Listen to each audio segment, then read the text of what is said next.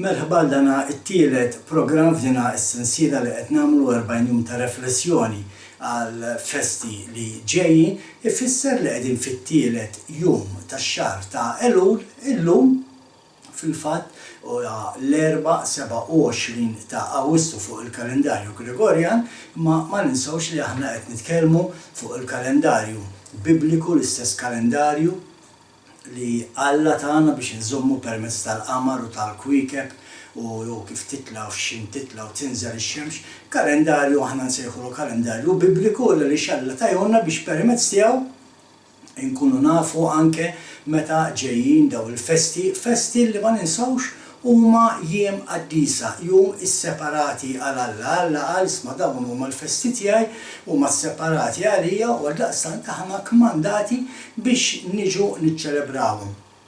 M'aħniex kmandati niċċelebraw festi ta' twemmin illi mhuwiex Bibliku, imma għaldaqstant mill-raħa l-oħra aħna ordnati, aħna kmandati, Alla qed jgħidilna biex fis-seba' festi tiegħu 7 jiem li huma qaddisa niġu niċċelebraw il-festi tiegħu b'ferħ u entużjażmu.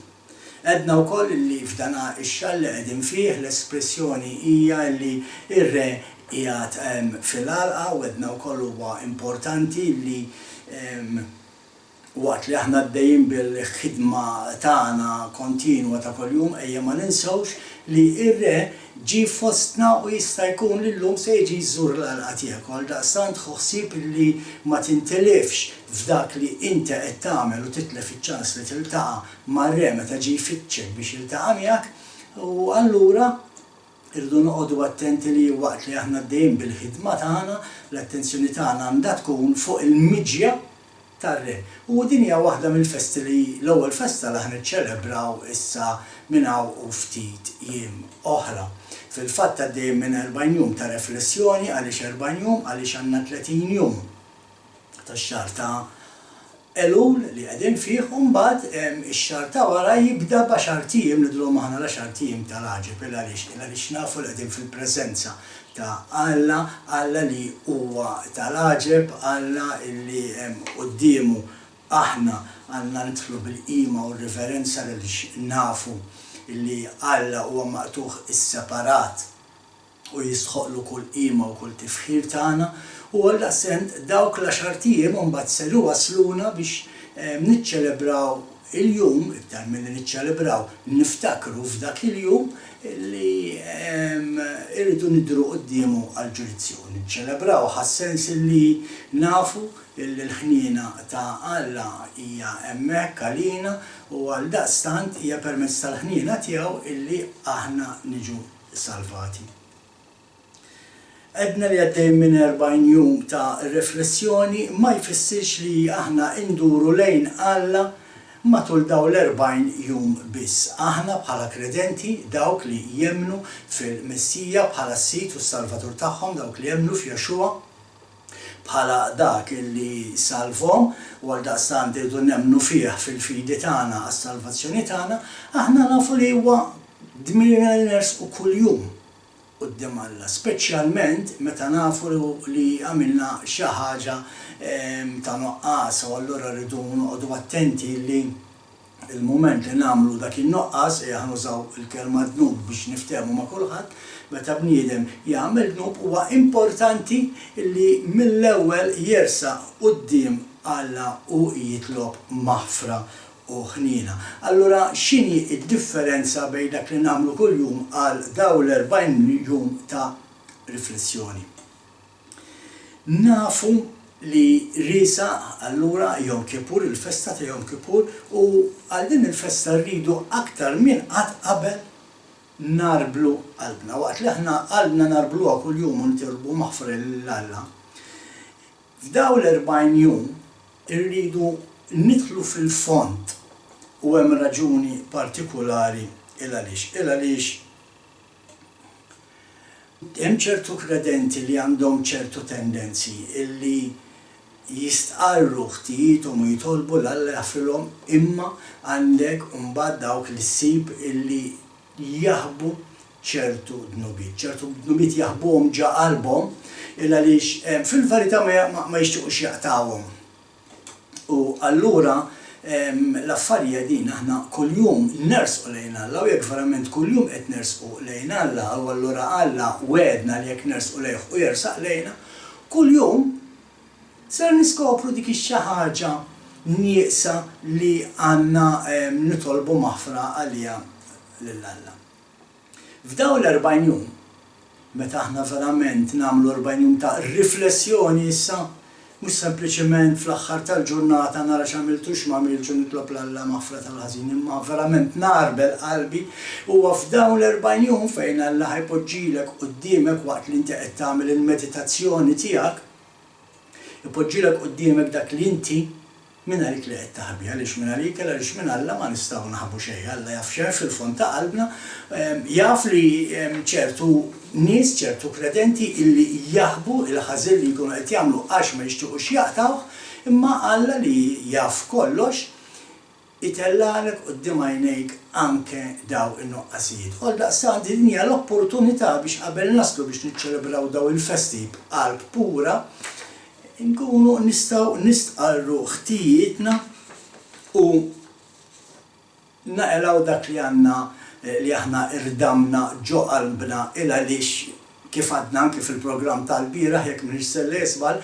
huwa faċli li toħroġ il-bniedem mill-Eġittu, imma mhux faċli daqstant toħroġ l-Eġittu minn ġol bniedem. U ħafna huma dawk li qed jiżommu ftit imqar ftit mill-Eġittu ġewwa qalbhom u dak il-ftit li żomm inti ġo qalbek u li ġej mill-Eġittu li nafu li huwa l-ħażen f'dak il-każ jista' iħassar il-qalb kollha.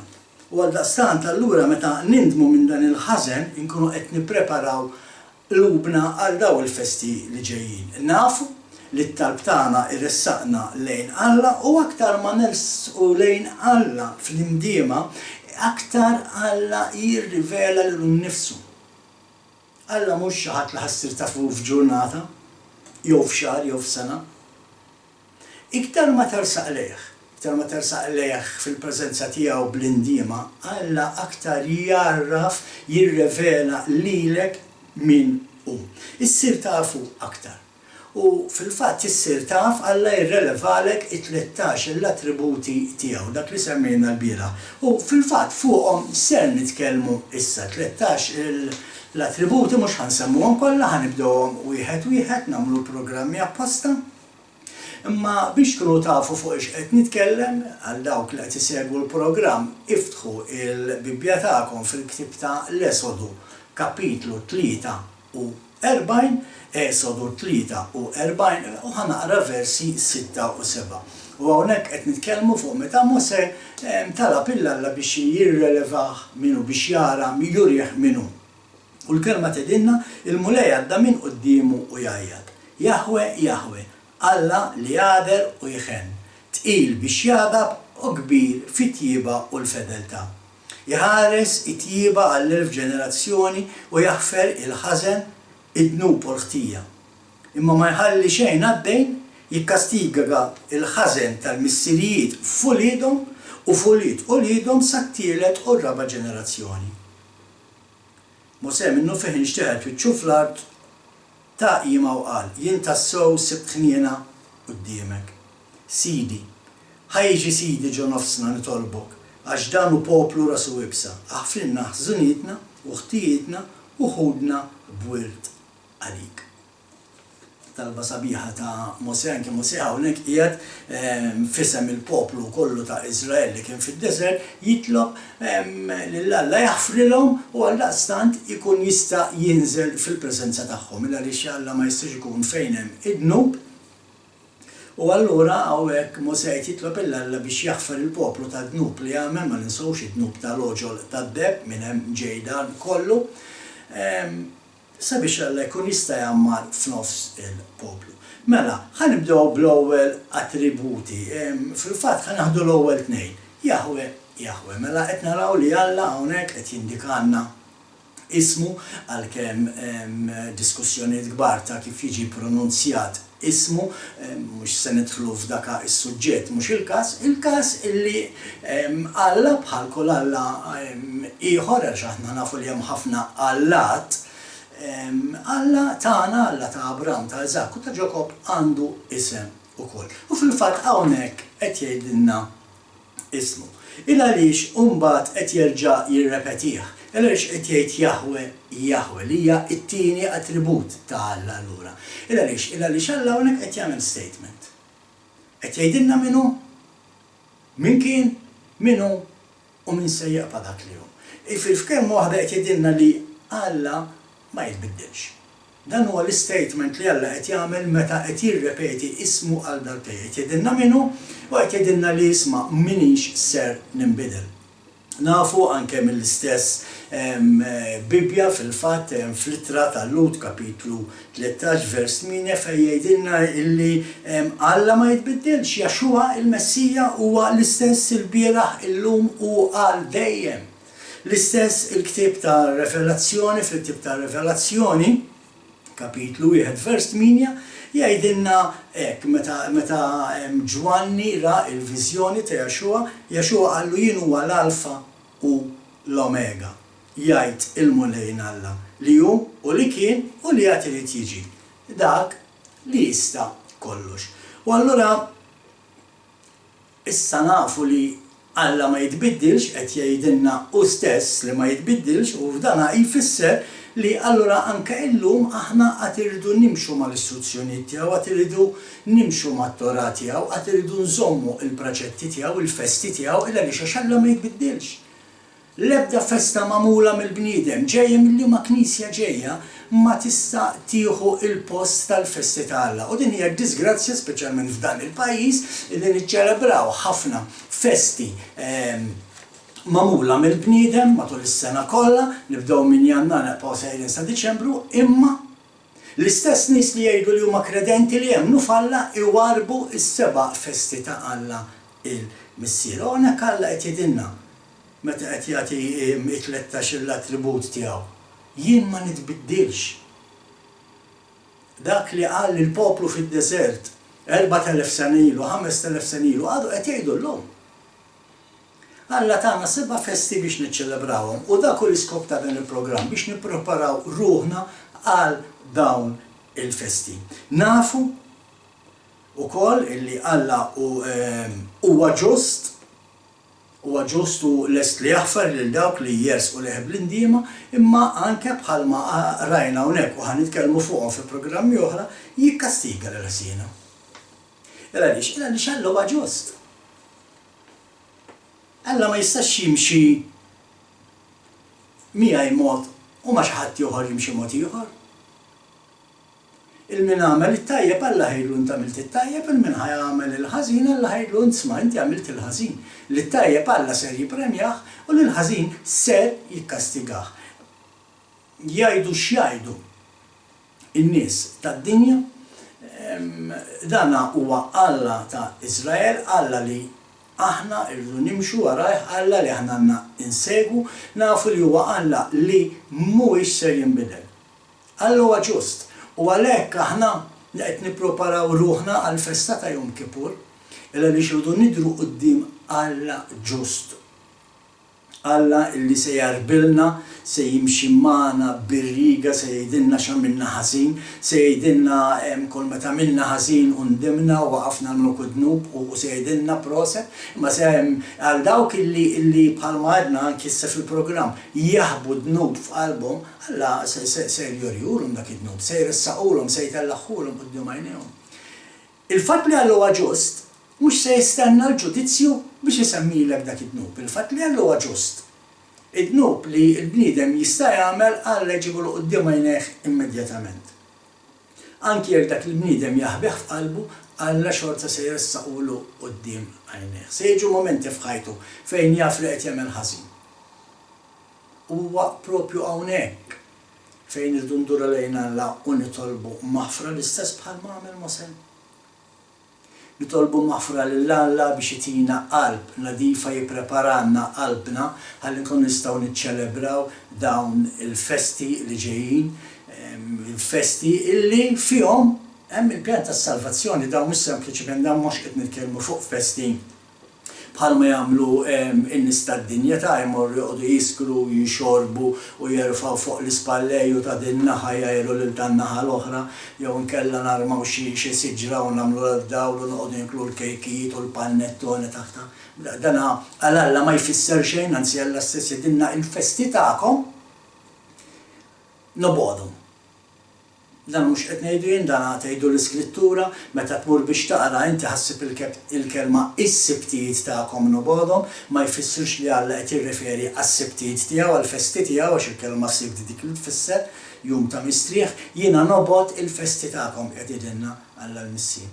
Illa għaliex ma rtnaħħawniex. U anke